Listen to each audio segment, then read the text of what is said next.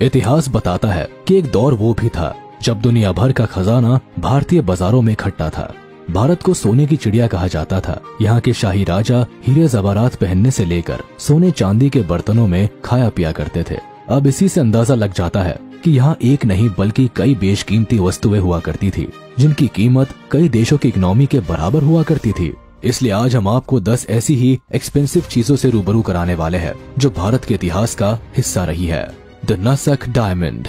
भारत के कोहिनूर के ब्रिटेन पहुंचने की कहानी तो हर कोई जानता है, लेकिन आप ये नहीं जानते होंगे कि साल 1818 में नसक डायमंड भी भारत से गायब हुआ था। बताया जाता है कि किसी जमाने में गोलकोंडा की कोल्लूर माइन से निकला यह हीरा त्रिम्बकेश्वर मंदिर में शिव जी के श्रृंगार का हिस्सा हुआ करता था। कई सदियों तक इसी मंदिर में रहने के बाद एंग्लो मराठा वॉर के दौरान ईस्ट इंडिया कंपनी ने इसे ब्रिटिश ज्वेलर्स को बेच दिया था। वक्त के साथ इसे कई बार खरीदा बेचा जरूर गया, लेकिन 43.38 कैरेट्स का यह हीरा आज लेबनान के एक प्राइवेट म्यूजियम में पड़ा है। अमरावती मार्बल्स। ब्रिटिश म्यूजियम में सजे ये खूबसूरत 120 स्कल्पचर और इंस्क्रिप्शन का बौद्ध धर्म में एक खास महत्व है, क्योंकि ये शिलालेख एक भव्य बौद्ध स्तूप का हिस्सा हुआ करते थे। 1845 में पहली बार इन्हें स्तूप की खुदाई के दौरान खोजा गया था। इनमें उकेरी जातक कथाएं बताती है कि ये बुद्ध के जीवन से जुड़ी हुई है, लेकिन इन्हें खोजने वाले सर वॉल्टर एलियट थे, इसलिए इनका ब्रिटेन जाना पक्का था। आज ये खूबसूरत मार्बल्स लंदन के ब्रिटिश म्यूजियम में जरूर रखे गए हैं, लेकिन इनका इतिहास हिंदुस्तान से जुड़ा हुआ है। थ्रोन ऑफ महाराजा रंजीत सिंह। अफसोस की बात है कि जिस सिंहासन पर महाराजा रंजीत सिंह बड़ी शान से विराजते थे, वो भी आज भारत से दूर अंग्रेजों के म्यूजियम में पड़ा है। इस सिंहासन को बनाने वाले क्रिएटर एक मुस्लिम सुनार थे, जिन्होंने लकड़ी और सोने के इस तख्तो ताज को तैयार किया था। सुनने में आता है कि सिखों के महाराज होने के बाद भी रंजीत सिंह जमीन पर बैठना पसंद करते थे और कुछ शाही मौकों पर ही सिंहासन का इस्तेमाल करते थे, लेकिन जल्द ही उनके सिंहासन पर ब्रिटिशर्स की नजर पड़ गई और साल 1849 में उन्होंने इस पर कब्जा जमा लिया और इसे ब्रिटेन भेज दिया। Patiala house necklace.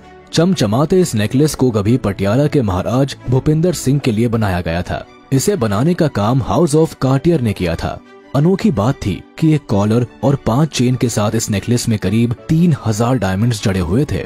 दिखने में इतना शानदार था कि इस हार के चर्चे भारत ही नहीं बल्कि दुनिया भर में होने लगे थे। ऐसा इसलिए भी क्योंकि इसमें दुनिया का 7वां सबसे बड़ा हीरा लगाया गया था। लेकिन दुख की बात है कि 1948 में इसे पटियाला के शाही खजाने से चुरा लिया गया। आखिरी बार ये नेकलेस भूपेंद्र सिंह के बेटे ने पहना था, जिसके बाद इसे कभी भी साबुत स्थिति में नहीं देखा गया। हाल ही में इस नेकलेस के चौकोर को एमा कैम्बरलेन ने मेट गाला के लिए पहना था, जिसके लिए उनकी काफी निंदा भी हुई थी। दरअसल कहते हैं कि इस नेकलेस के पीछे का इतिहास काफी काला रहा है। शाहजहां's रॉयल जेड वाइन कप। एक आलीशान महल और राजसी ठाट बाट में रहने के अलावा मुगल बादशाह शाहजहां के पास एक नायाब शराब का प्याला भी था, जिसमें वो बड़ी शान से जाम के घूंट लगाया करते थे। हालांकि सफेद रंग के इस प्याले को खास शाहजहां के लिए बनाया गया था, लेकिन इसे बनाने वाला आर्टिस्ट कौन था, इसका इतिहास में कोई जिक्र नहीं मिलता। अतीत के पन्ने बताते हैं कि 18.7 सेंटीमीटर लंबा ये प्याला 1857 के बाद कर्नल चार्ल्स सेटन को मिल गया था। उसके बाद ये कई लोगों को बेचा गया, लेकिन आज इसकी मौजूदगी हमें विक्टोरिया और एल्बर्ट म्यूजियम में मिलती है। सुल्तानगंज बुद्धा। 2.3 मीटर ऊंची और 500 किलो वजनी इस मूर्ति को शायद आप पहली बार देख रहे हो, लेकिन ये मेटालिक स्कल्पचर सुल्तानगंज बुद्धा का है, जो 1861 में भगलपुर के सुल्तानगंज में पाया गया था। इसे एक रेलवे इंजीनियर ने 200 पाउंड में बर्मिंघम के एक मेटल मैन्युफैक्चरर को बेच दिया था, और इस तरह से भारत का यह नायाब स्कल्पचर भी दूसरे देश पहुंच गया था। आज ये हमें बर्मिंघम के म्यूजियम में रखा हुआ मिलता है। इसके इतिहास पर नजर डाले तो ये 500 से 700 ईडी के बीच तब बनाया गया था, जब भारत पर गुप्ता पाला राजवंश का शासन हुआ करता था। बौद्ध भगवान की ये मूर्त हमें गुप्त और पाल डायनेस्टी की मूर्ति कला के बारे में बहुत कुछ बताती है। टीपू सुल्तान रिंग। छोटा कद लेकिन तलवार बाजी में ऊंची पकड़ रखने वाले बादशाह टीपू सुल्तान का नाम आज भी इतिहास के पन्नों में अमर है। मैसूर के इस राजा को लोग एक बहादुर योद्धा की तरह देखते हैं, जिसने आखिरी सांस तक हार नहीं मानी, और यही वजह रही कि बादशाह की बेशकीमती तलवार और अंगूठी पर अंग्रेजों की नजर पड़ गई। दरअसल 1799 में श्रीरंगपटना के युद्ध में ब्रिटिश ईस्ट इंडिया कंपनी के खिलाफ लड़ते हुए वो मर गए, जिसके बाद ब्रिटिशर्स ने उनकी 41.2 ग्राम्स की कीमती अंगूठी और तलवार पर अपना हक जमा लिया। हालांकि उनकी तलवार को तो नीलामी में 1.5 करोड़ रुपीस देकर विजय माल्या ने अपना बना लिया था, लेकिन टीपू सुल्तान की सोने की बेशकीमती अंगूठी को 2014 में 145,000 पाउंड की कीमत पर नीलाम कर दिया गया और इसे खरीदने वाले कौन थे ये आज तक सामने नहीं आया। टीपू's टाइगर। टीपू सुल्तान की अंगूठी ही नहीं बल्कि इस बादशाह का बाग भी आज लंदन के विक्टोरिया एंड एल्बर्ट म्यूजियम की शोभा बढ़ा रहा है। ये बाग मशीनी कला का एक नमूना है जिसे खास तौर पर टीपू सुल्तान के लिए बनाया गया था।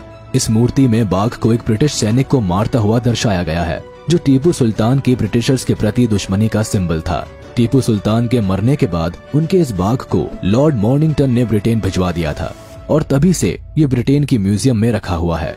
इसलिए अगर आप कभी लंदन जाए तो मैसूर के राजा की इस खास निशानी को जरूर देखें। Peacock throne.